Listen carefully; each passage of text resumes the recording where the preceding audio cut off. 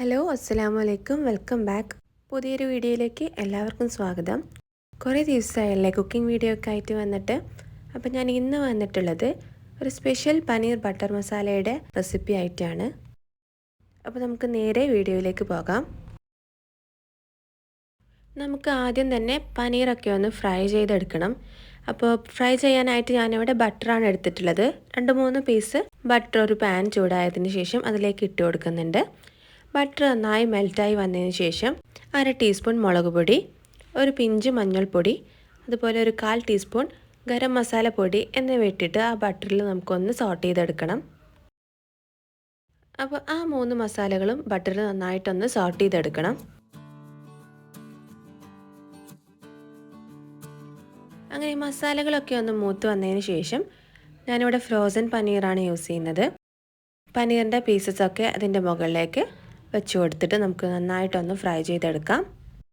Paneer fry ചെയ്യുന്ന സമയത്ത് ഒരു ടൂത്ത് പിക്ക് വെച്ച് അതിൻ്റെ മുകളിൽ കുത്തി കൊടുക്കുകയാണെങ്കിൽ നമ്മുടെ മസാലയുടെ ഫ്ലേവറൊക്കെ അതിൻ്റെ അകത്തേക്ക് പിടിക്കാനായിട്ട് നല്ലതാണ്. അപ്പോൾ പനീർ മുഴുവൻ ഞാൻ ഇതിലേക്ക് ഇട്ടിട്ട് 2 സൈഡും ഒന്ന് ഫ്രൈ ചെയ്തെടുക്കാൻ പോവുകയാണ്. ഒരു സൈഡ് ആവുമ്പോൾ തിരിച്ചിട്ടിട്ട് ഒരു ഗോൾഡൻ ബ്രൗൺ കളർ ആവുന്നത് വരെ ഒന്ന് ഫ്രൈ ചെയ്തെടുക്കാം. പനീർ ഫ്രൈ ചെയ്യാതെ നിങ്ങൾക്ക് ഡയറക്റ്റായിട്ട് കറിയിലേക്ക് ഇട്ടിട്ട് അങ്ങനെയും കുക്ക് ചെയ്തെടുക്കാം. ഈ സ്റ്റെപ്പ് നിങ്ങൾക്ക് വേണമെങ്കിൽ സ്കിപ്പ് ചെയ്യുകയും ചെയ്യാം. ഇപ്പോൾ പനീറൊക്കെ 2 സൈഡ് നന്നായിട്ടൊന്ന് ഫ്രൈ ചെയ്തെടുത്തിട്ടുണ്ട്. ഡീപ്പ് ഫ്രൈ ചെയ്യേണ്ട കാര്യമൊന്നുമില്ല, ഒന്ന് ബ്രൗൺ കളറൊന്നും ആയി കിട്ടിയാൽ മതി. ഇപ്പോൾ ഈ സമയത്ത് ഇനി നമുക്കിത് ബട്ടറിൽ നിന്ന് കോരി മാറ്റി മറ്റൊരു പാത്രത്തിലേക്ക് മാറ്റി വയ്ക്കണം. ഇതുപോലെ ഫ്രൈ ചെയ്ത് ചേർക്കുകയാണെങ്കിൽ പനീർ പൊടിഞ്ഞു പോവാതെ നമുക്ക് എടുക്കാനായിട്ട് സാധിക്കും.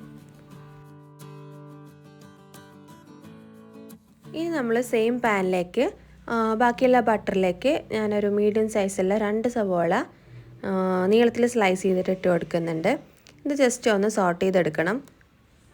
ഓവറായിട്ട് കുക്ക് ചെയ്തെടുക്കേണ്ട കാര്യമില്ല, കാരണം നമുക്ക് മസാലകളൊക്കെ നമ്മൾ മിക്സിയിൽ അരച്ചാണ് പേസ്റ്റ് രൂപത്തിലാണ് കറിയിലേക്ക് ചേർക്കുക. അപ്പോൾ ഒന്ന് വാടി വന്നതിന് ശേഷം ഒരു ബേ ലീഫ് കട്ട് ചെയ്തിട്ട് ഇട്ട് കൊടുക്കുന്നുണ്ട്. അതിൻ്റെ കൂടെ ഒരു കഷ്ണം കറുവപ്പട്ട, 2 ഏലക്ക, 2-3 ഗ്രാമ്പൂ എന്നിവ ചേർത്തിട്ട് ഒന്ന് മിക്സ് ചെയ്ത് കൊടുക്കാം. ഇനി ഇതിലേക്ക് 1 ടേബിൾ സ്പൂൺ അളവിൽ ginger garlic chilli paste add ചെയ്ത് കൊടുക്കാം. വീണ്ടും നന്നായിട്ട് മിക്സ് ചെയ്ത് യോജിപ്പിക്കുക. അതിൻ്റെ സ്മെല്ല് മാറുന്നത് വരെ ഒരു 2 മിനിറ്റ് ഒന്ന് ഇളക്കി കൊടുത്താൽ മതിയാവും.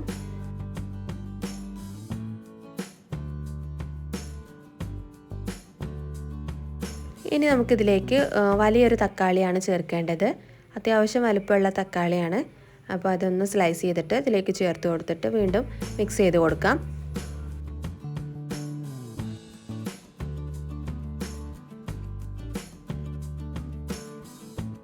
ഇനി അടുത്തതാണ് ഇതിലേക്ക് വേണ്ട മെയിൻ ഇൻഗ്രീഡിയൻറ്റ്, നമ്മുടെ അണ്ടിപ്പരിപ്പ്. അപ്പോൾ ഒരു 10-12 അണ്ടിപ്പരിപ്പ് ഞാനൊന്ന് കട്ട് ചെയ്തിട്ട് നെടുകെ ഒന്ന് സ്ലൈസ് ചെയ്തിട്ട് ഇതിലേക്ക് ഇട്ട് കൊടുക്കുന്നുണ്ട്. വീണ്ടും ഇതെല്ലാം കൂടെ ഒന്ന് മിക്സ് ചെയ്തെടുക്കാം.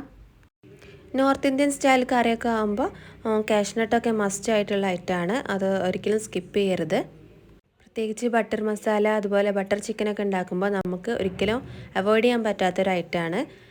ഇനി നമുക്കിതൊന്ന് മൂടി വെച്ചിട്ട് തക്കാളി ഒന്ന് മെൽറ്റ് ആവുന്നത് വരെ കുക്ക് ചെയ്തെടുക്കണം. കുറച്ച് ഉപ്പും കൂടെ ചേർത്ത് വീണ്ടും ഒന്ന് മൂടി വെച്ചിട്ട് നമുക്ക് കുക്ക് ചെയ്തെടുക്കാം. തക്കാളിയൊക്കെ ഒന്ന് ഉടഞ്ഞ് കിട്ടുന്ന പരുവാവുന്നത് വരെ കുക്ക് ചെയ്തെടുക്കണം.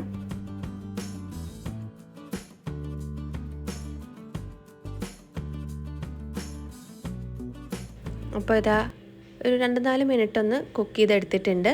ഇത്രയും മതി. ഇപ്പോൾ തക്കാളിയൊക്കെ ഉടഞ്ഞ് കിട്ടിയിട്ടുണ്ട്. അത്യാവശ്യം വെജിറ്റബിൾസൊക്കെ ഒന്ന് വാട്ടിയിട്ടില്ലെങ്കിൽ അതിൻ്റെ സ്മെല്ല് അങ്ങനെ തന്നെ കറിയിൽ നിൽക്കും. ഇനി നമുക്കിതിലേക്ക് മസാല പൗഡേഴ്സൊക്കെ ആഡ് ചെയ്ത് കൊടുക്കാം. ആദ്യം തന്നെ 1 ടേബിൾ സ്പൂൺ മല്ലിപ്പൊടി, 1/4 ടീസ്പൂൺ അളവിൽ മഞ്ഞൾപ്പൊടി, 1/2 ടീസ്പൂൺ കുരുമുളക് പൊടിച്ചത്, 1/2 ടീസ്പൂൺ ഗരം മസാല. വീണ്ടും നമുക്ക് മസാലാസൊക്കെ ഒന്ന് സോട്ട് ചെയ്തെടുക്കണം, അതിൻ്റെ സ്മെല്ല് മാറി കിട്ടുന്നത് വരെ. പിന്നെ നമ്മൾ ഈ റെസിപ്പിയിൽ ഫുള്ള് യൂസ് ചെയ്യുന്നത് കാശ്മീരി ചില്ലിയാണ്. നോർമൽ ചില്ലി നമ്മളിതിൽ യൂസ് ചെയ്യുന്നില്ല. ഇത്രയും മതി. ഇനി ഇത് ചൂടാറിയതിന് ശേഷം നമുക്കൊന്ന് അരച്ചെടുക്കണം. ഇനി സെയിം പാനിലേക്ക് ഞാൻ വീണ്ടും കുറച്ച് ബട്ടർ ഇട്ട് കൊടുക്കുന്നുണ്ട്. ബട്ടർ നന്നായി മെൽട്ടായി വരുമ്പോൾ അതിലേക്ക് കുറച്ച് മുളക് പൊടി ഇട്ട് കൊടുക്കണം.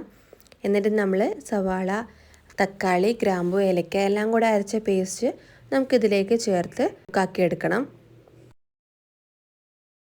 അപ്പോൾ കുറച്ച് മുളക് പൊടി, അതിന് ശേഷം ഒരു പിഞ്ച് ഗരം മസാല ഇത്രയും ആഡ് ചെയ്ത് കൊടുത്തിട്ട് ജസ്റ്റ് ഒന്ന് സോട്ട് ചെയ്തെടുക്കുന്നുണ്ട്. അതിൻ്റെ ആ പച്ചപ്പ് മാറുന്നത് വരെ മാത്രം.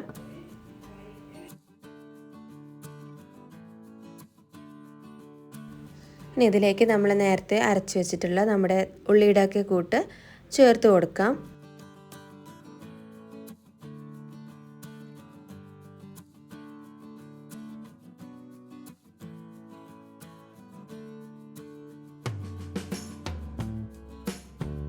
മസാല കൂട്ട് ചേർത്തതിന് ശേഷം നമുക്ക് ഗ്രേവിക്ക് ആവശ്യമുള്ള വെള്ളം കൂടെ ചേർത്തിട്ട് ഒന്ന് മിക്സാക്കി എടുക്കാം. നമുക്ക് എത്രത്തോളം ലൂസാക്കി എടുക്കണം എന്ന് വെച്ചാൽ അത്രത്തോളം വെള്ളം ആഡ് ചെയ്ത് കൊടുക്കാം.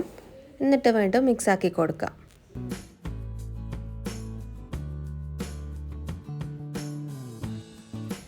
ഇപ്പോൾ കറിയൊക്കെ നന്നായി മിക്സ് ആയിട്ടുണ്ട്. ഇനി ഇതിലേക്ക് ഞാനൊരു 1/2 കപ്പ് അളവിൽ ഫ്രഷ് ക്രീം ചേർത്ത് കൊടുക്കുന്നുണ്ട്. നോർത്ത് ഇന്ത്യൻ കറിയിൽ കാഷ്നട്ട് പോലെ തന്നെ ഒഴിവാക്കാൻ പറ്റാത്ത മറ്റൊരു ഐറ്റമാണ് ഫ്രഷ് ക്രീം. കറിക്ക് നല്ലൊരു കൊഴുപ്പ് കിട്ടാൻ വേണ്ടിയിട്ട് ഫ്രഷ് ക്രീം ആഡ് ചെയ്ത് കൊടുത്തിട്ടുണ്ട്. എന്നിട്ട് വീണ്ടും മിക്സാക്കി എടുക്കാം.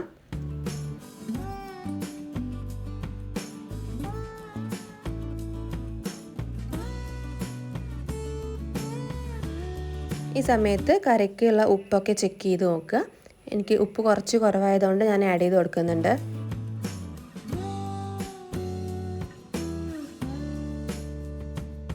ഇനി കറി നന്നായി ഇളക്കി മിക്സാക്കിയതിന് ശേഷം അടച്ചു വെച്ചിട്ട് ഒന്ന് കുക്ക് ചെയ്തെടുക്കാം.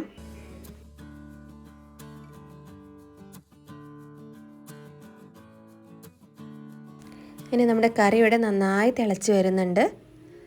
ഉപ്പും എല്ലാം പാകത്തിനായിട്ടുണ്ട്. ഈ സമയത്ത് നമ്മൾ ഫ്രൈ ചെയ്ത് വെച്ചിട്ടുള്ള പനീർ കറിയിലേക്ക് ചേർത്ത് കൊടുക്കാം. കറിയിൽ കിടന്നിട്ട് പനീർ ഒന്ന് കുക്കായി വരണം. അതിൻ്റെ ഫ്ലേവറൊക്കെ പനീറിലേക്കൊന്ന് പിടിക്കാനായിട്ട് വീണ്ടും മിക്സ് ചെയ്ത് കൊടുത്തിട്ട് നമുക്ക് അടച്ച് വെച്ചിട്ടൊന്ന് കുക്ക് ചെയ്തെടുക്കണം. ഒരു 3 to 5 minutes ഒന്ന് കുക്ക് ചെയ്തെടുത്താൽ മതി.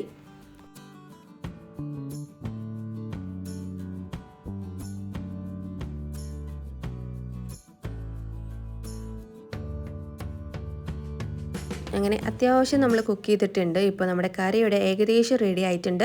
ഇനി ഫൈനൽ സ്റ്റെപ്പായിട്ട് കുറച്ച് മല്ലിയില കട്ട് ചെയ്തതും പിന്നെ കുറച്ച് കസൂരി മേത്തി കയ്യിലിട്ടിട്ട് ഒന്ന് തിരുമ്മി പൊടിച്ചതിന് ശേഷം അതും കൂടെ അതിലേക്ക് ചേർത്ത് കൊടുക്കാം.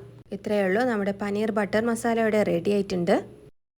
നല്ലൊരു അടിപൊളി നോർത്ത് ഇന്ത്യൻ റെസിപ്പി തന്നെയാണ്. ഇനി ഇതിൻ്റെ മുകളിലേക്ക് കുറച്ച് ബട്ടറിൽ കുറച്ച് മുളക് പൊടി ഒന്ന് സോട്ട് ചെയ്തിട്ട് ഒഴിച്ചു കൊടുക്കുന്നുണ്ട്. കാണാനൊരു ഭംഗിക്കാണ് കേട്ടോ, അല്ലാണ്ട് പ്രത്യേകിച്ചൊരു കാര്യമൊന്നുമില്ല. ഈ സ്റ്റെപ്പ് വേണ്ടാത്തവർക്ക് സ്കിപ്പ് ചെയ്യാം. അതുപോലെ കുറച്ച് ഫ്രഷ് ക്രീമും അതിൻ്റെ മുകളിലേക്ക് ഞാൻ ഒഴിച്ചു കൊടുത്തിട്ടുണ്ട്. അപ്പോൾ നമ്മുടെ പനീർ ബട്ടർ മസാല ഇവിടെ റെഡി ആയിട്ടുണ്ട്. വീഡിയോ ഇഷ്ടപ്പെട്ടാൽ ലൈക്ക് ചെയ്യാനും സപ്പോർട്ട് ചെയ്യാനും മറക്കരുത്. Thanks for watching. ബൈ.